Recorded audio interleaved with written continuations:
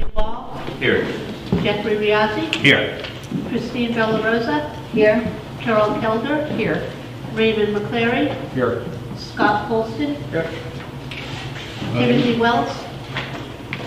He just texted. He said he's gonna do it. I'm sorry. He said he's gonna do it. Oh, okay. Our emergency exits are to the rear and to the right of the room, and I'm not sure if you can go through the curtain or not.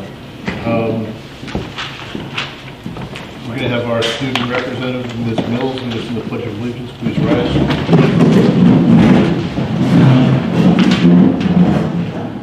I pledge allegiance to the flag of the United States of America and to the republic for which it stands, one nation, under God, indivisible, with liberty and justice for all.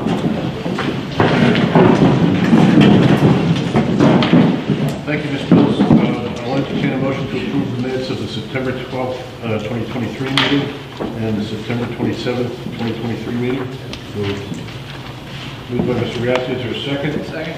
Second by Mr. Polson. Any discussion? None being heard, I'll call for a vote. All those in favor say aye. Aye. Student rep report.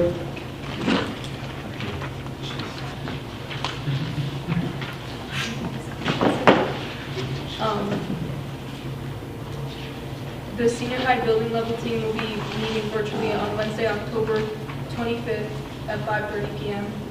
They will discuss attendance, regents exams, school culture, and graduation rates. This past Saturday, we had the Mum Bowl, our homecoming. The football team won this Saturday with a score of 35-26, making their winning record 5-1. The title of Mum Queen went to Michelle Labaca and her report Addie Costle and Hannah Maganella. U.S. News World Reports has released rankings for high schools across the United States. Saugerties now in top 40 for the first time. The rankings based off graduation rates, enrollment, student body demographics, state assessments, and AP testing scores. That's all I have. Thank you. Thank you. So I just wanted to recognize Ms. Meredith Mills, who's an 11th grader at the senior high school. She's with us all year. Lucky her.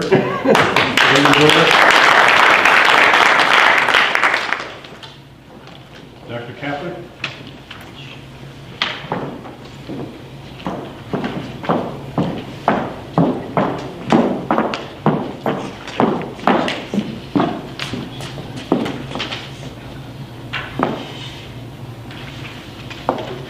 So we're getting off here at Mount Mary's Learning Center. Right now we have 5 preschool classrooms. We have 1 opening. We're also waiting for Anderson has started to move the furniture in for their 2 classrooms. Hopefully the state comes through with that approval soon. Over on the other side at Mount Marion, we have TTP classroom, which is a therapeutic placement classroom for middle school, and then the autism special classes middle school level. And everything seems to be going well over there too. We have a staggered morning, and that was our biggest concern because they had buses coming in and we had 80 cars come through. So we moved up to 8 o'clock, and we seem to be all clear by the time their buses are coming through. So far so good with that. I'm gonna go on to a PPS report. So these are a lot of things that we handle with pupil personnel services, which is also student services. So it's kind of all over the place. It's throughout the district. The first thing we talked about was special ed is under PPS, and I'm just going to go over like some special classes that we doing the special ed section in a future date. So at RCPC Classrooms, that's Rockland County Psychiatric Center, partners with us, and we have 3 classrooms. 2 are at Cahill. The younger ones are 812s, that's 8 students, 1 teacher, 2 paraprofessionals. And then we have an upper level classroom. That one right now has 6 students in it, but it can go up to 12. And then we have 1 at the junior high that has 9 students in it right now, and that's a 12-1-2. We do not have it at the high school, and sadly, Rockland County can't get approval from the state to increase the amount. And I'm not sure why that is. But, so there is a little disconnect if the kids don't get to a point where they can be mainstream in 8th grade. Sometimes we have to find other placements for them. We have had students that started to mainstream like in 5th and 6th grade and then were ready by 9th grade, but it is a concern that we're still looking at because there is that gap of students that just still are not making it out of the self-contained classroom. They also have a clinic, I don't have this on here, but RCPC runs a clinic out of the Cahill, and that's mainly for students who don't need the level of support to be in the classroom, but they haven't been able to find maybe a therapist in the area. So right now they are servicing only Saugerties students, but if someone was to come in, they do have some openings for outside, but they try to keep it to Saugerties at this point, but they do have some openings right now. NYU is a psychiatrist, comes through there, and that is done virtually. The kids seem to really like it. I don't know how I would be, but the kids seem to like the virtual therapy. They do work with the parents, so sometimes they have the parents come in and they all sit on this couch, and it's done on a large screen TV, and it seems to be very effective right now. Then we have our sensory needs classrooms. They're also at Cahill. We used to refer them to our students with autism, but what we're finding now is a lot of students that are in this classroom do not have an autism diagnosis, but they do have sensory needs. They are smaller classes, 812s for all 3 of them. And right now, they're full. So if we have somebody move in, we either have to, like right now it's good because we could ask for a variance. We cannot start the year with a variance. But the state doesn't always honor it, so you have to have a plan for the following year to not need the variance. So right now, that one, we also have the BOCES behavioral specialist that we talked about previously, that's Shay O'Leary. She's coming in to work with the teachers and the students in these classrooms on some like behavioral strategies. She's also going to some of the other schools. She went to Riccardi last week to do an observation, and she's also going to go to Morse. So at Morse, we have our learning community classrooms. So those are also, Ms. O'Leary's going to go in there also to just see, you know, what their needs are. But the students in these classes usually have some cognitive difficulties that they maybe have to be in a special class for some of the instruction. But by the time they get to the intermediate learning community, a lot of them are mainstreaming out, and so when they get into high school, they usually can either go into the co-teach classrooms, or we do have some 12-1-1s, which would be 12 students, 1 student, and one TA, and those are self-contained classrooms, but they're subject specific, so it would be ELA and math, social studies and science. And then these are our related services. So occupational therapists, we do not have any that are in district. Those are contracted through ProCare. We had to increase 0.5 from last year. So we right now have 3.5 people coming in. And our CPC clinic, they have their own social worker and their own, they work in those classrooms, 2 social workers, sorry. And then our school psychologists, we have 1 in each school. Social worker, the same, 1 in each school. Physical therapists, we have the miracle worker, Matt Ulrich. He does all of our elementary. We do contract through BOCES, but by the time kids get up to the junior, senior high, they don't really, most of them don't have a lot of physical therapist needs, but we still have a couple. But Matt is doing all of the elementary, and his schedule is crazy. I don't know how he does it. And then speech therapists, we also have 1 at each building, and then we have 1 person who also has to do it for Woodstock Day School and Middle High School. We also partner with LaSalle. I'm going to give you a little handout afterwards. So the Ulster County Department of Mental Health, noticed that we just had, the county had a lot of issues with adolescents, mainly junior high, finding any kind of therapist. So they partnered with LaSalle School, and then they had districts come on board. So right now LaSalle comes in, and we partner with Onteora. They will serve 10 of our students at one time. It's usually a 5 to 6 week like servicing. They work with the parents too, so it's a lot of it is also sharing like what is out there in Ulster County, what kind of organizations can come into your home and help you. But right now we have quite a few students in it, and they're always taking referrals. So that's kind of on a rolling basis. Occupational therapy, you could just see it has been increasing. It's not increasing crazy, but we're seeing it younger and younger. Kids really, a lot of it, since COVID, we have seen that they just have a lot of sensory needs. So they're going in some classrooms, but a lot of it is pull out. You can see by school, even when when Mount Marion, when it broke up, there's still some large numbers in some of the schools. Physical therapy, and that's Matt Ulrich. You can see the numbers start getting lower as you get higher into the grades, but you know, those have pretty much stayed the same. We haven't really seen an increase with that. Counseling services have been increasing. It's early in the year, and 23-24 already has quite a big number.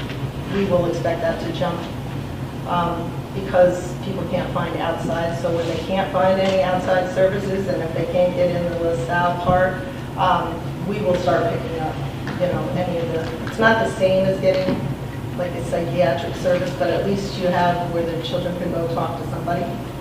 So, you know, we do the same thing with our social workers and our school psychologists both see students.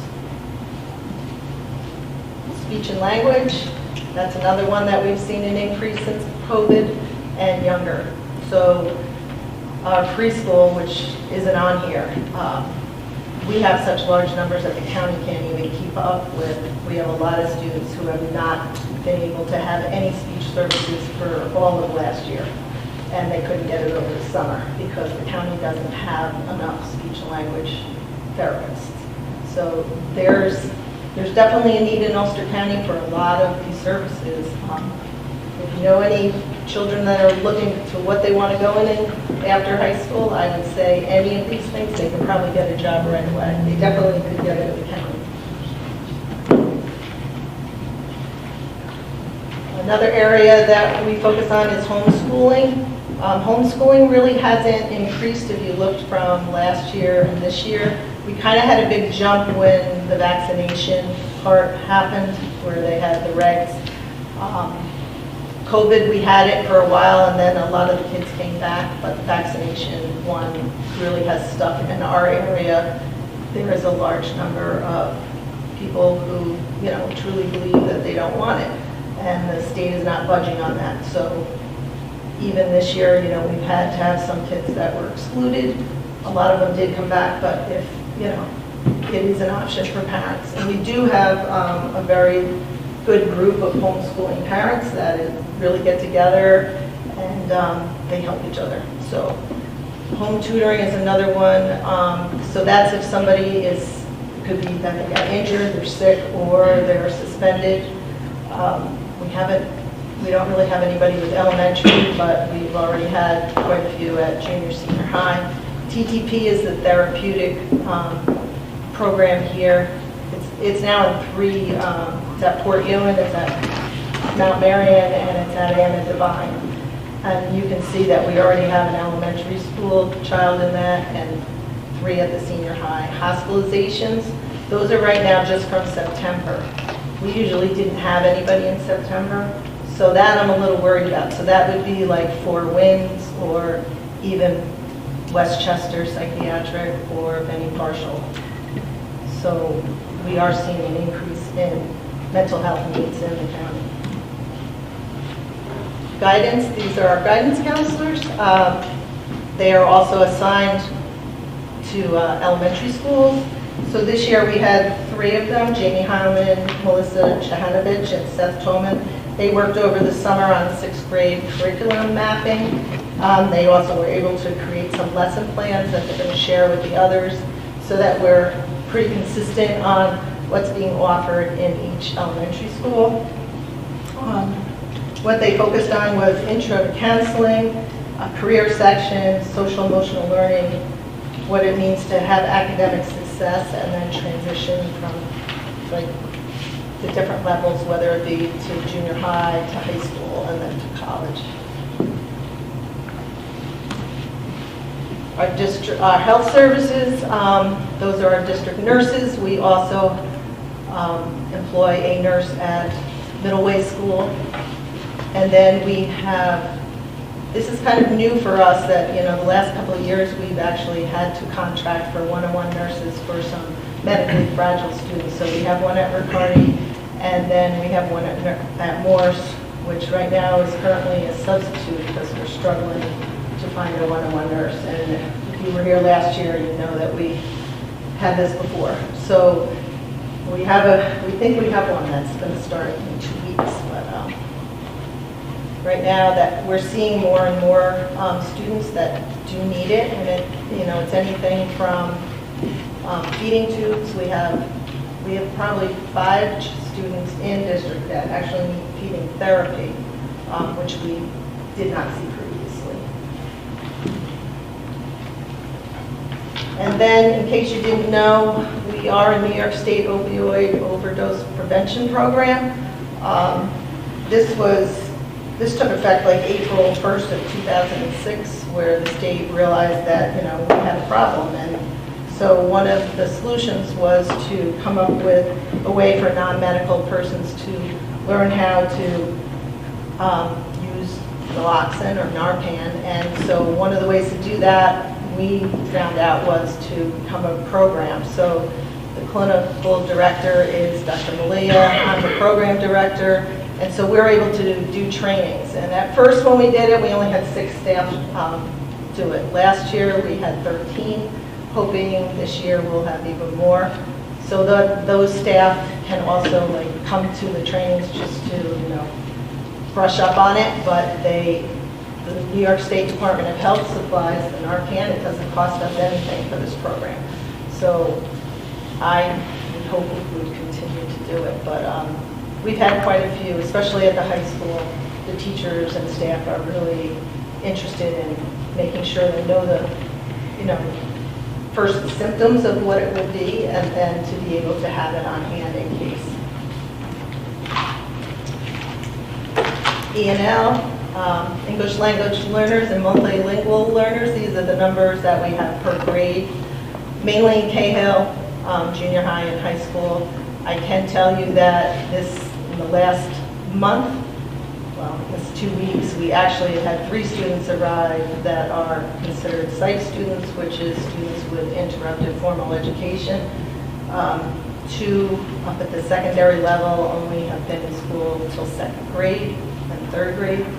So that is a challenge because they still are in 7th and 8th grade, but they have a 2nd grade reading level and they don't read English. They don't speak English, any English. So it's something that we're going to be looking probably at our neighboring districts to see what they're doing, because we have never, this is the first year we've ever had any sight students identified. And then McKinney-Vento is our students with displaced housing. You can see already we're at 71. It is only October. So 47 doubled up, which means, there's somebody living, more than one family living in a house. From last year, we've had an increase with displaced housing from last year, especially in September. We do give gift cards from Family of Woodstock. We have a backpack program run by the Key Club. But you'll notice some things have changed. We actually have 6 families that are in campgrounds, and talking to other PPS directors in the county, they also have students living in our campgrounds. So the biggest issue with a lot of this, even with the hotels, is transportation, because it can change literally weekly for these people. They have to see, it seems like DSS will tell them, you're out of this hotel this week and you're going to be in a different one. Now we have to set up transportation for that, and then the following week they could be back at the other hotel. So this is like an ongoing thing for the transportation department. I don't know how they're keeping up with it, but they're doing pretty well. We've been able to get the kids into school within a day or two, which is really, on their part, it's a big feat. But, I mean, the housing in this area, it's just become really hard for people to actually get affordable housing. So that's just a snippet of what I do. Any questions?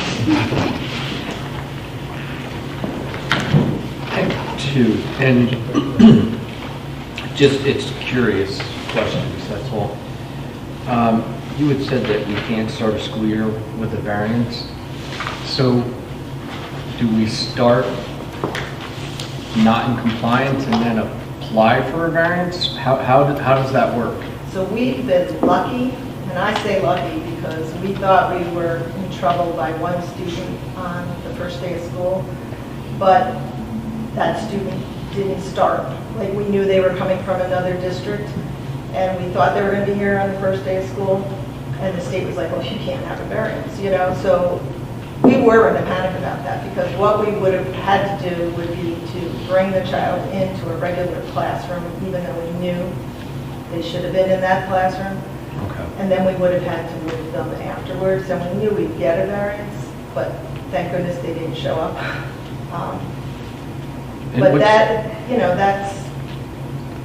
So to follow up on that, how long does it usually take to get the variance? Is it like quick? We fill out the paperwork, we send it to our rep, and they tell us that same day. Oh, okay. All So right. it's pretty fast, as long as you fill the paperwork out right. And the big key is, what's your fix for next year? That's the part they go right to. Okay, and then the second question was, first off, thank you for your presentation, and I want to thank everybody who has become certified in administering the Narcan. Have we needed it? No, thank goodness. So, people will report. The state says you kind of have to look at that, because some people might not feel comfortable about reporting it, and they don't care, right? Okay. They say better that they did it and they saved somebody, and they don't want to say. We have never had anybody report that they used it, and pretty much everybody has come with, they're expired and wanted a new one. But, we don't go out and ask, because at this point, I don't even care, right? Right, as long as it's being... Right. Okay, thank you. You're welcome. I just wanted to pass this thing on the staff. Just as a better description of what they're doing.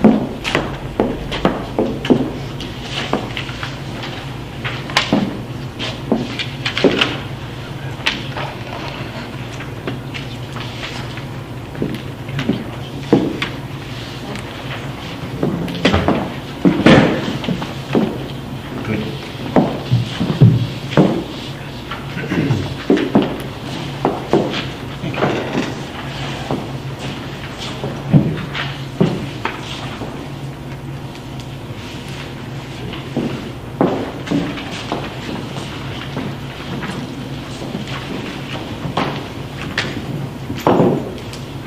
Thank you, Dr. Kepler.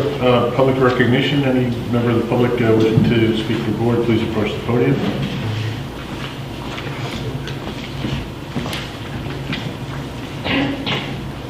Hello, board friend. I missed you. As promised, I've come with a semi-regular BOCES report. The last time I was here was June, and I had mentioned that we were looking at a policy on comprehensive student attendance, and that policy had failed, and that we had to reintroduce it in July. And we did, And I just wanted to let you know that no worries, BOCES has a comprehensive student attendance policy. It is in effect. It happened at the July meeting as we anticipated, but again, I'm a policy wonk. It's always fun to see Robert Rules of Order actually work. So I'll highlight that. At our September BOCES meeting, we had 23 individuals recognized for tenure. Just a wonderful time. We also looked at our academic summer school, the academic summer school, and I have to say I was really impressed with the growth. In the past, I've been with BOCES now for 9 years. At the same time I was here. During that time, of course, with COVID and other things, I definitely was concerned about the academic summer school for a period of time. You know, we weren't seeing the kind of results we were hoping for, but this past summer school, the results, and it's all public information, it's all on the website if you want to look at the results. They were really good. We came out really good this year, so very hopeful that we'll see that progress continue. I think one of the things that they highlighted for our for the BOCES academic summer school is that many school districts have opened their own academic summer schools. So it gave BOCES the ability to really specialize and focus, which may have had an impact on their results. Next week, on the 16th, I'll be representing Ulster County BOCES at the annual meeting for the New York State School Boards Association.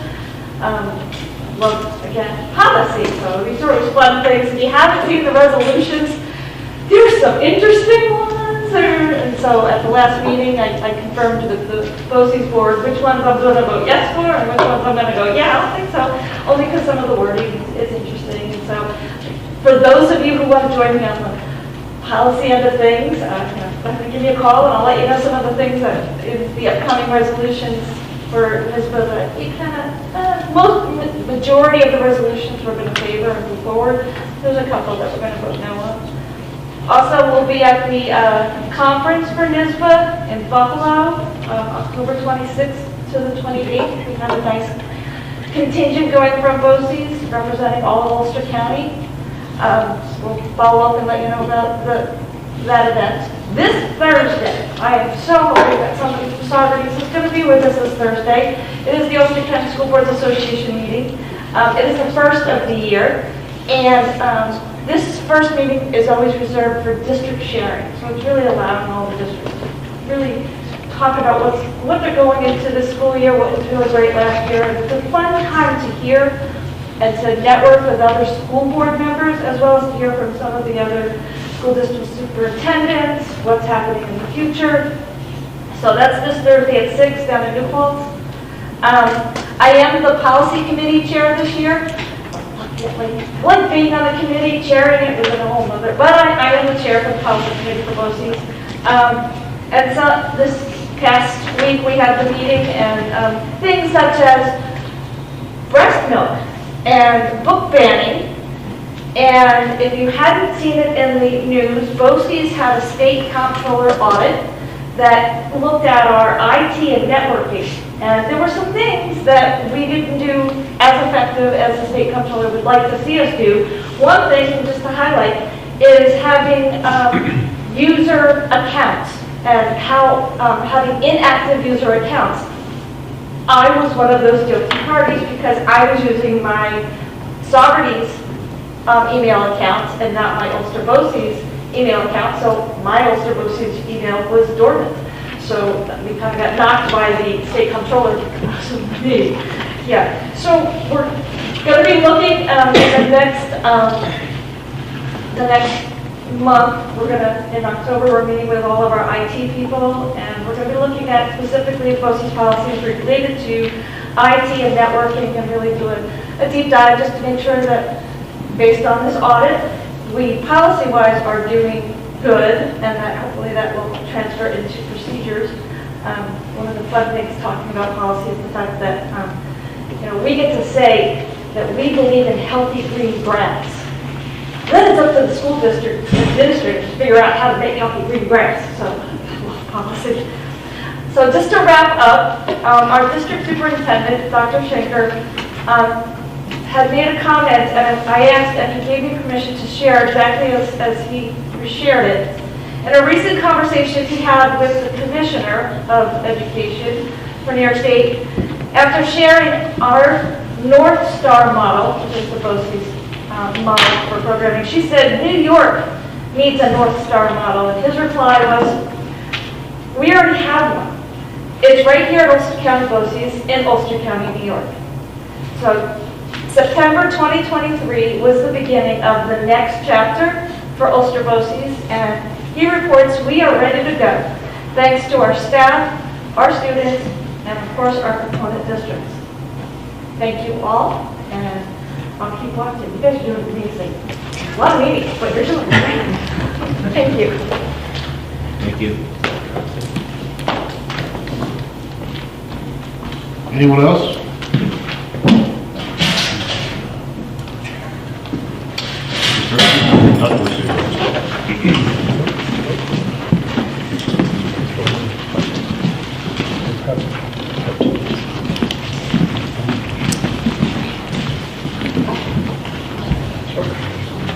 All right, so while we're waiting for the slides, I first want to just call your attention to on the agenda tonight, there is an MOA with the FCA for a collective bargaining agreement. So I do want to especially thank the FCA who's in attendance tonight for working with us to come to an agreement on this. We do obviously appreciate our teachers, nurses, social workers, psychologists, athletic trainers, school counselors, all their dedication and hard work over the years for our students.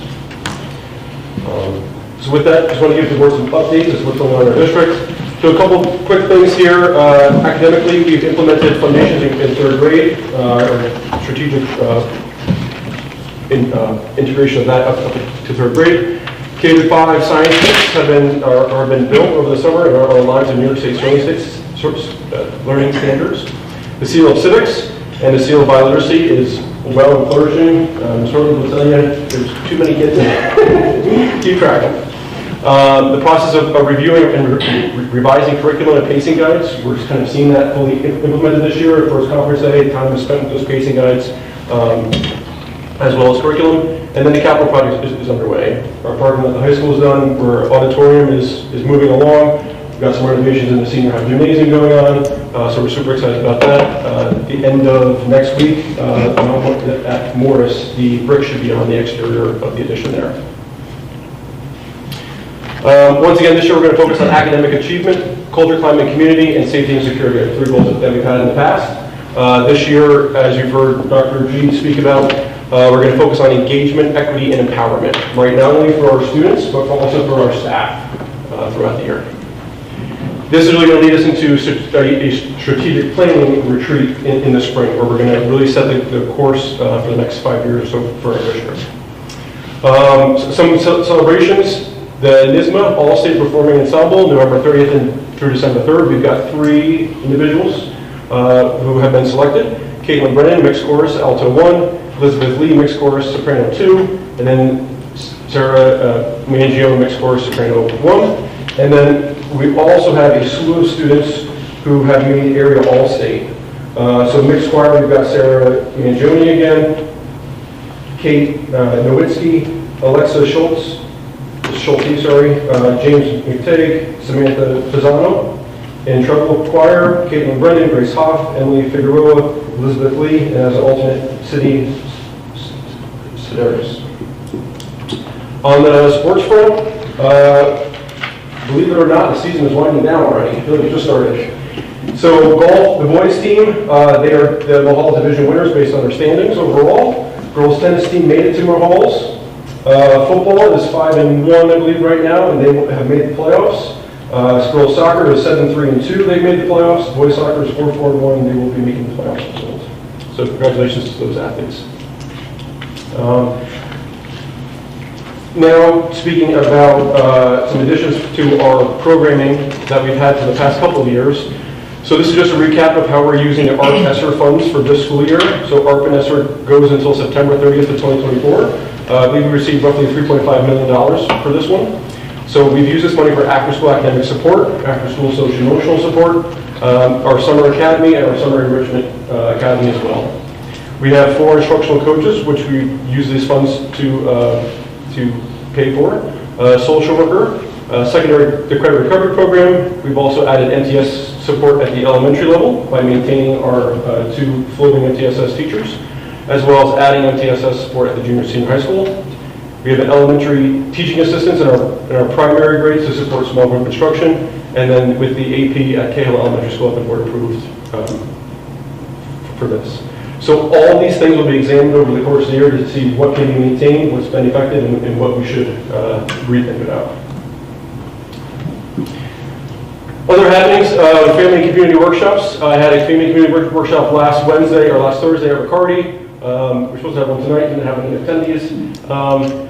But this is for me to kind of hear firsthand what our constituents are saying about Saugerties. So I purposely called it a workshop because I want to hear from them as to what they love about Saugerties, what they're proud about, what they foresee in a Saugerties graduate, right? What should that graduate sound like, hear like, what experiences should they have, and then things that are concerning to them, and things that maybe on the horizon we need to think about. So once I finish all of my workshops, I will provide a summary to the board. The big thing that I'm hearing from Riccardi parents, as well as when I attended the American Legion, was hands-on learning opportunities, particularly with trades, and a recognition that not every student is going to go to college, which is perfectly fine, but how are we getting them workforce ready? In reference to community organizations, so I sent invitations out for myself to various organizations to kind of have that same conversation with them. I've already met with the American Legion, who, by the way, has an amazing museum on their second floor. If you haven't been, it's definitely something to see. So that we'll be working with, see how we can get some more kids through there. Got Kiwanis coming up, the Lions Club, and then the library board meeting as well. So if anybody out there is listening, you want me to have a participate, just reach out. And then lastly, tonight, I did want to share state assessments compared to 2022 for the grades 3 through 8. These just became publicly available October 4th. This is just a very high-level overview. The top row is the ELA for 2022. In that year, we had 39% proficiency, which is a level 3 or level 4. This past year, we had 36% proficiency. Now, I do want to caution you that the 2023 year was the first year that New York State assessed the updated New York State Next Generation Learning Standards. So the state does kind of throw that little cautionary statement out there that this was a new test based on those standards. So there will be some deep diving as to see what's going on, compare last year's test to previous test, and see where we need to improve. Math, grades 3 through 8, proficiency went from 34 to 48%, which is very exciting on that front. But this is just the beginning of that kind of that data dive to see how we need to improve.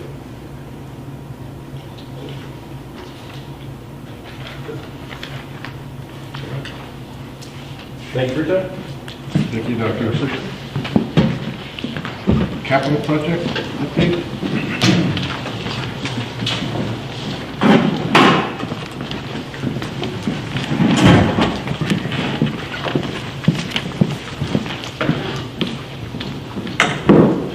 Good evening. Jeff Andrews with EDL, Jim Lupard with Tetra Tech. Again, trying to give an update of where we are and where we're going.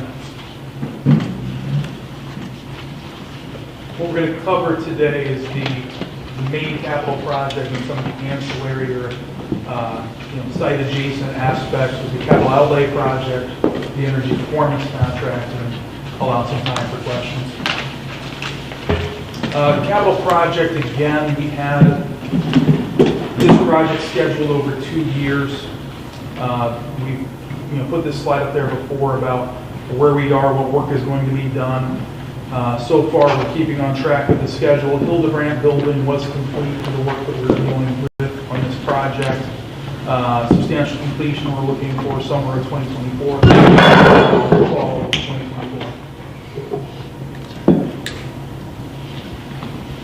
And again, an updated slide showing where we are between all of the work that we've got going on. The phase 2, we've captured all of the capital construction and showing that we are indeed currently on target.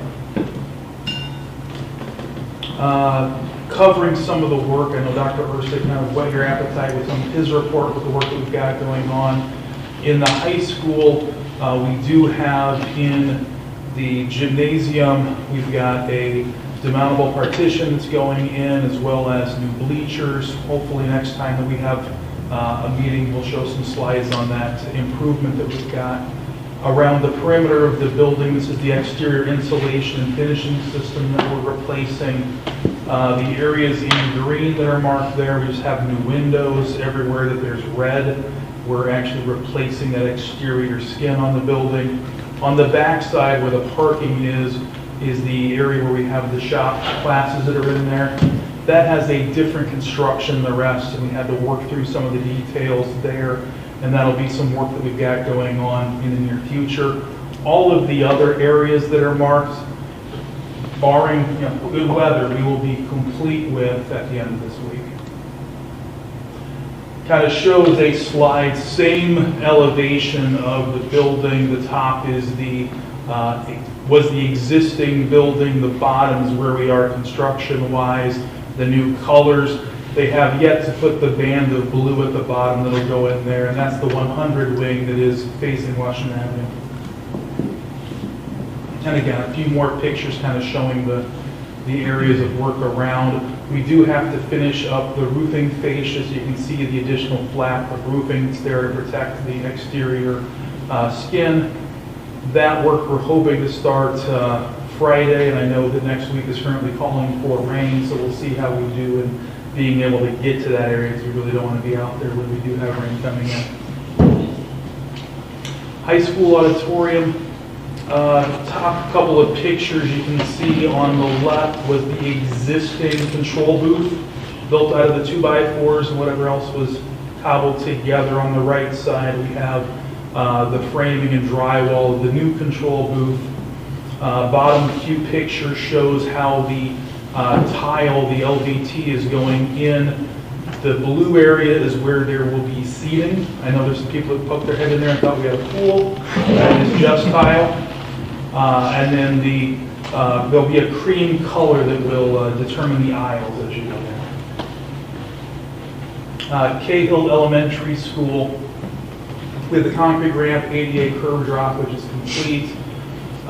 We also have some railing to install. The stone cap, as you see in the picture, that's the masonry that they put in for those ramps. And then at the top, that stone cap, they've had to put some temporary measures while we're waiting for the stone to arrive.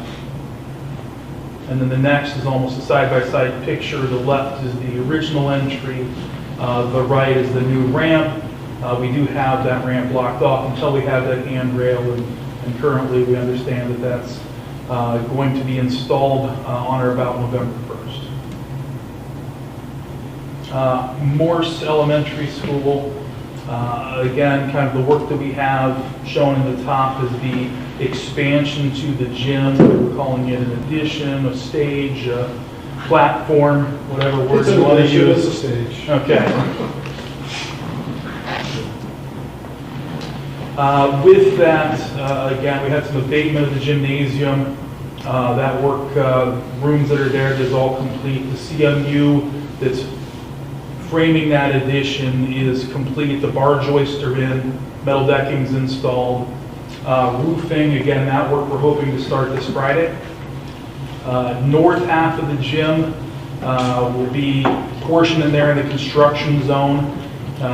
Separating with until that fire curtain is in. We've got that new wall that we've put in there showing kind of the extent on the right side. We've got currently some pads there so that we can continue to go on, continue to play in that area and still have protection for the children.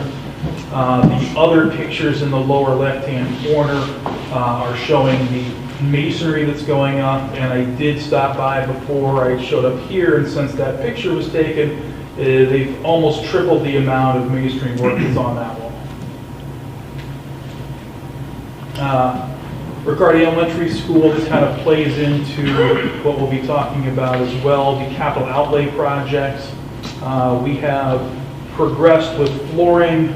We are at the point now where we're in kind of final negotiations with the contractor to close out their contract, complete punch list work, and write that off as complete.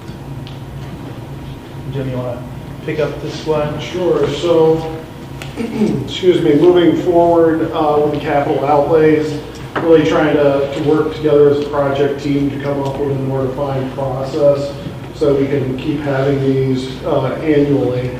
So really what this is outlining is just kind of a 4-year process. So the first year you're really voting, you're getting it in the budget. Year 2 would be the planning and design of the project. The third year you're spending the money, so meaning you've actually got SED approval, you're bidding the project and covering the costs. And then the fourth year you would actually be receiving building aid back at the district's ratio for that. So that's the process that we're going to be looking at moving forward. One of the things I would like to note though is, so if you're doing these annually, you're going to keep having these things at different points each project in each year. So it's an ongoing process for all the projects. And then hopefully, Jeff, I think went over this last time when I couldn't be here. Really, truly, this should be the last time we talk about the EPC. It's in closeout right now. We're in the process of getting SED certificates of substantial completion, things like that, over through the district to SED. So really, everything's complete, and the ESCO, so Honeywell is the energy services company, is going to continue to monitor the savings on what their work was, as well as if there's any warranty work or things of that nature that come up that they need to address, since we know that parts of that system for sure haven't been tested to a full heating season yet. With that, I don't know if there's any questions from the board. Appreciate your time. Thank you. Thank you. We'll move into board member remarks.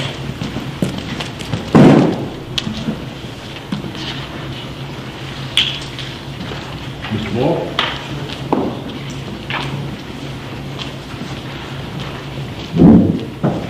Thank you, Mr. Tolman.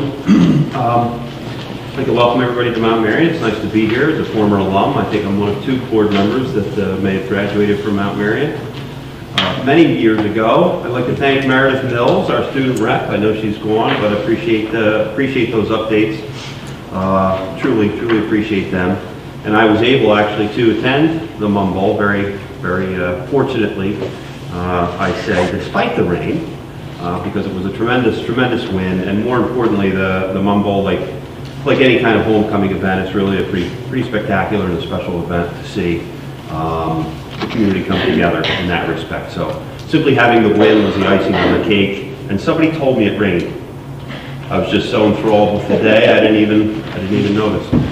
Thank you, Dr. Kapler, for that presentation. And just finally, congratulations to all of those students that have made All-State, NISMA, as well as what sounds like it's going to be a very tremendous ending to, we're hoping, the sports season for all of our students. So those are my comments. Thank you. Anyone else?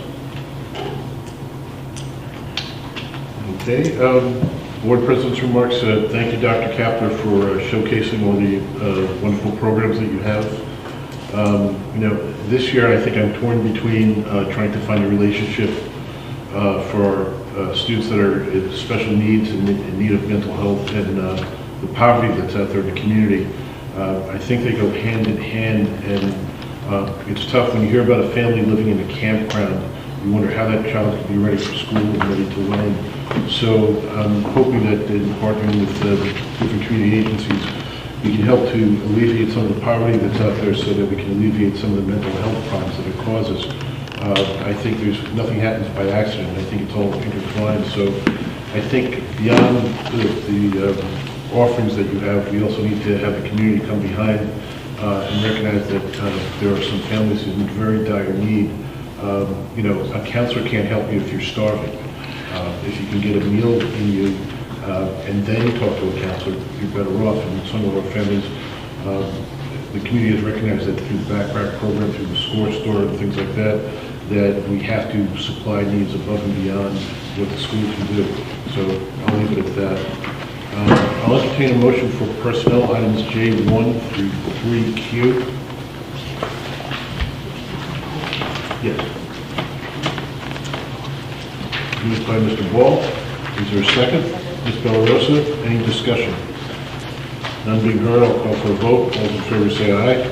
Aye. Entertain a motion for business office recommendations items K1 through K6. Moved by Mr. Polson. Was that a second, Ms. Bellarosa? Yes. Any discussion? Yeah, I would just,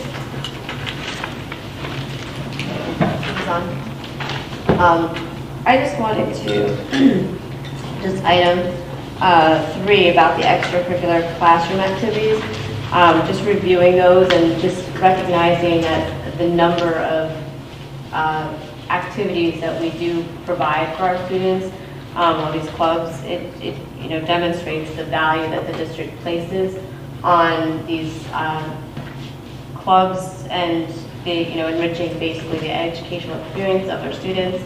And the one thing we do, it showcases most of what's on the secondary level, but we do, show that these clubs also exist at the elementary level. We approved tonight advisors for drama club and for student council.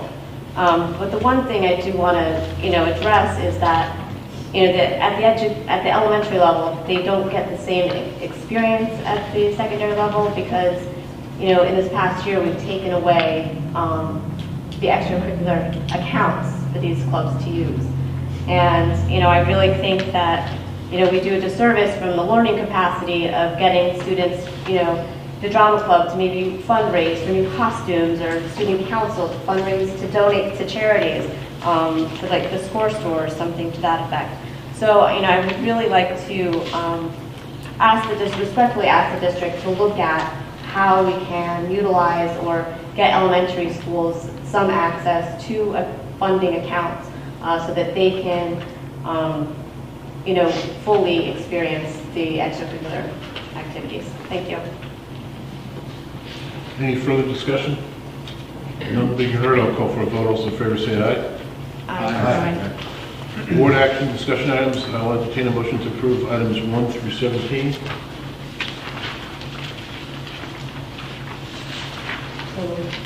Moved by Mr. Bellarosa. Is that a second, Mr. Ball? Yes, sir. Discussion?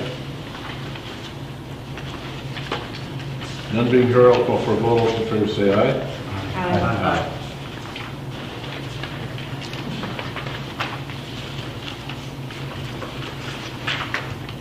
Committee reports. Audit committee? We haven't had a meeting yet since the last meeting, but we are scheduled to have a meeting on November 6th. And that is probably, most likely going to be going over the external audit results for the district. Thank you.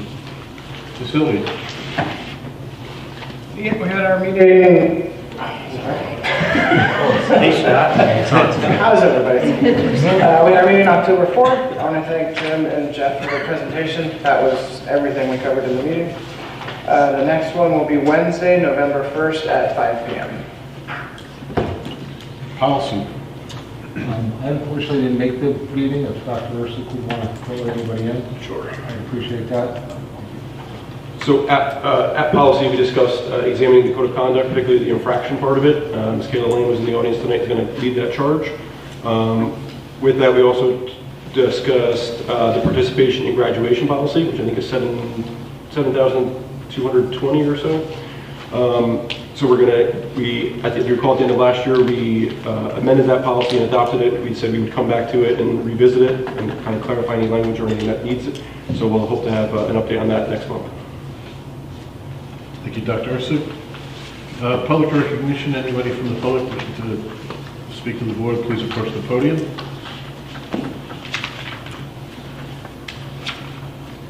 Okay, I will entertain a motion for the board to recess into executive session. Moved by Mr. Paulson. Is there a second? I'll second. Seconded by Ms. Kilmer. Any discussion? None being heard, I'll call for a vote. All those in favor say aye. Aye. Thank you for coming out. We're going to go into executive session, but we don't anticipate any you guys to vote on any items.